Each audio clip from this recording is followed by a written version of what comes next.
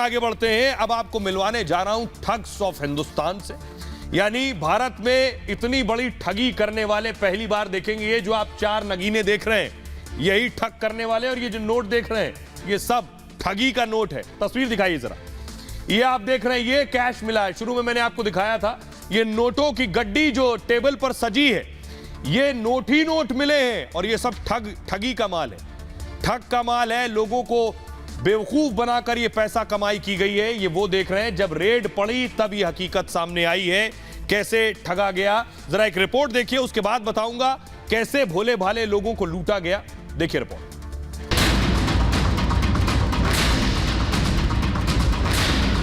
मेज पर रखा ये रुपया 1, 2 या फिर 5-10 लाख नहीं, बल्कि 10 करोड़ रुपया है। जी हां, 10 करोड़ रुपया, वो भी नकद। ये वो रुपया है जो भोले भाले लोगों के खून पसीने की गाढ़ी कमाई है। ये वो रुपया है जो लोगों को चूना लगाकर बटोरा गया है। ऑनलाइन ऐप के जरिए भोले भाले लोगों को सब्ज बाग दिखाने वाले ठगों के मंसूबे पस्त कर दिए गए हैं। जनता को चूना लगाकर इकट्ठा किया गया 10 करोड़ रुपया जब्त कर लिया गया है।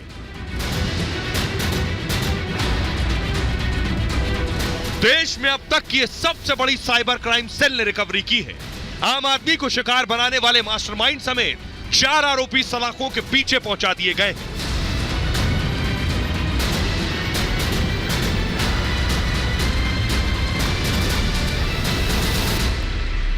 और आइए, ये देखिए जरा, ये टेबल पर नोट ही नोट नजर आ रहा है।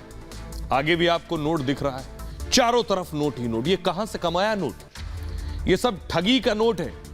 भोले भाले मासूम लोगों को ठगा गया है। तेलंगाना के साइबराबाद में ये ठगी हुई है। आपको बताऊं, 10 करोड़ रुपए कैश मिला है। 10 करोड़। साइबर क्राइम की ये सबसे बड़ी रिकवरी अब तक। इतना रिकवर आज तक ठगी के मामले में तो नहीं हुआ, किसी को 10 करोड़ में ठग लिया हो। आम लोगों से ठगी हो रही थी। कैसे?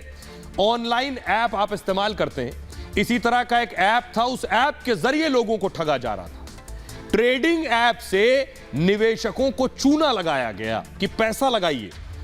शुरुआती निवेशकों को पैसे लौटा दिए गए। लुभाने के लिए क्या करते हैं, पहले आपसे पैसा लेंगे और आपको लौटाएंगे। आपका लालच बढ़ेगा, आप और पैसा लगाएंगे, उसके बाद फिर आपको लूटना शुरू करते हैं। शुरुआती फायदा पहुंचाकर जाल में फंसाया गया लोगों को। फायदा होने पर निवेश बढ़ता गया लोगों का। ज्यादा निवेश होते ही ठगी की गई पूरी प्लानिंग के साथ। 4 आरोपी, ये जो 4 नगीने आप देख रहे हैं, इन चारों को पकड़ा गया। मास्टरमाइंड जो है, देखिए, उसे भी गिरफ्तार कर लिया गया। अभिषेक जैन है मास्टरमाइंड। मुगल सराय से अभिषेक जैन की गिरफ्तारी हुई है इस मामले में। यह है इनके ऊपर एक्शन।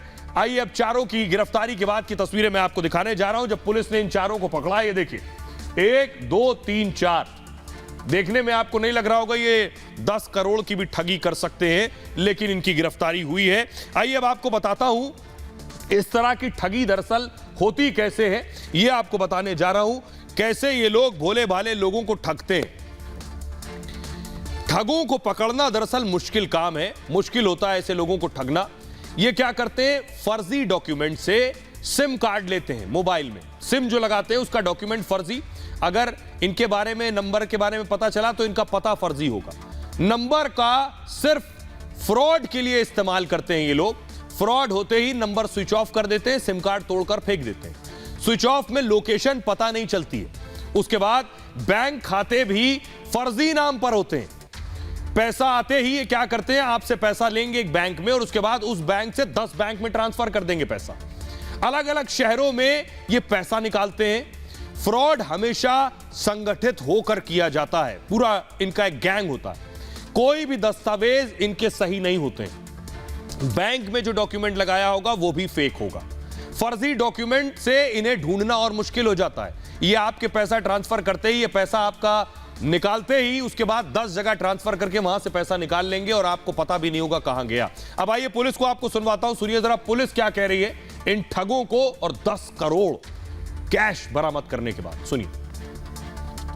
गूगल प्ले स्टोर्स पे आप लोग को बहुत ज़्यादा एप्लीकेशंस मिलते हैं कि इस पे ट्रेड करो, इन्वेस्ट करो। वो क्या करते हैं कि वो ट्रेडिंग एप्लीकेशन के थ्रू फिनटेक सर्विसेज कंपनीज होती हैं, उनके अकाउंट्स को यूज़ करके वो विक्टिम्स को ल्योर करते हैं और विक्टिम्स को लगता है कि वो एक्चुअली किसी प्रॉपर ट्रेडिंग ऐप में इन्वेस्ट कर रहे हैं, उनका पैसा स्टॉक मार्केट में जा रहा है और वहाँ से उनको रिटर्न्स आ रहे हैं। ऐसा कुछ नहीं होता है। क्या होता है एक्चुअली कि पैसा आप इन्वेस्ट करते हो, उसमें आपको लगता है आप इन्वेस्ट कर रहे हो, वो क्रिमिनल्स आपको पहले कुछ रिटर्न देंगे। आप 100 डालोगे, क्रिमिनल्स आपको 200 वापस करेंगे, फिर आप 500 डालोगे, वो 1000 देंगे। ऐसा करते करते वो। और आइए अब आपको दिखाने जा रहा हूं कि इस तरह की ठगी से बचने के उपाय क्या हैं। सभी के हाथ में फोन है, फोन में बहुत से ऐप हैं और लोग आजकल ट्रांजैक्शन भी फोन से करते हैं। फोन निजी जानकारी फोन पर हरगिज साझा ना करें। बहुत से ऐसे कंपनीज हैं जो आपसे निजी जानकारी लेंगे। अनजान नंबर से आए कॉल पर यकीन ना करें। पहली बात, ठग बैंक के कर्मचारी बनकर भी कई बार कॉल करते हैं, आपको फोन करेंगे, कहेंगे आपके लिए गिफ्ट है, आपको एक ओटीपी आया है, वो जरा बता दीजिए, ये गिफ्ट आपको मिल जाएगा। और अगर आपने ओटीपी बता दिया तो न जाने कितना कैश आपका चला जाए। बैंक की जानकारी बिल्कुल साझा ना करें। सोशल मीडिया के जरिए भी ठगी की जाती है। सोशल मीडिया के फर्जी विज्ञापनों से बचें। लुभावने ऑफर के लिए लिंक पर हरगिज क्लिक ना करें। लॉटरी इनाम जीतने वाले ऑफर से भी बचें। स्पैम ईमेल का जवाब बिल्कुल ना दें। बहुत से ऐसे ईमेल आएंगे आपको लुभावने और लालच भरे लगेंगे, लेकिन उसका जवाब हरगिज ना दें। फर्जी वेबसाइट से कस्टमर केयर नंबर ना लें। बैंक खाते की कोई भी जानकारी साझा ना करें और पिन, ओटीपी या सीवीवी नंबर बिल्कुल साझा ना करें। अनजान लोगों को ऑनलाइन पेमेंट भी ना करें। सुनिए जरा एक्सपर्ट्स क्या कह रहे हैं इस पर। हमें जब भी हम बैंक की कोई भी ट्रांजैक्शन करते हैं तो किसी को भी ओटीपी या पासवर्ड ना दें, या फिर कोई भी अगर हमें किसी भी लालच में या झांसे में फंसाना चाहता है तो उसके झांसे में ना आके हम अपनी कोई भी इंफॉर्मेशन या निजी जानकारी या कोई भी क्रेडेंशियल्स उसको शेयर ना करें, ताकि इन्हीं चीज़ों का फ़ायदा उठा के एक अटैकर हम तक पहुंचता है और हमारे पूरी की पूरी संपत्ति हमारी खाली कर जाता है, जहाँ हमें किसी भी तरह से इधर नुकसान पहुंचाता है। तो यही मैं कहना चाहूँगा कि आपको अगर अपने आप को सेफ रखना है, सिक्योर रखना है, तो आपको साइबर अवेयरनेस अपने अंदर ज़रूर लानी पड़ेगी, ताकि साइबर अवेयरनेस अगर आप तक होगी तो आप खुद को सुरक्षित और सेफ कर सकते हैं।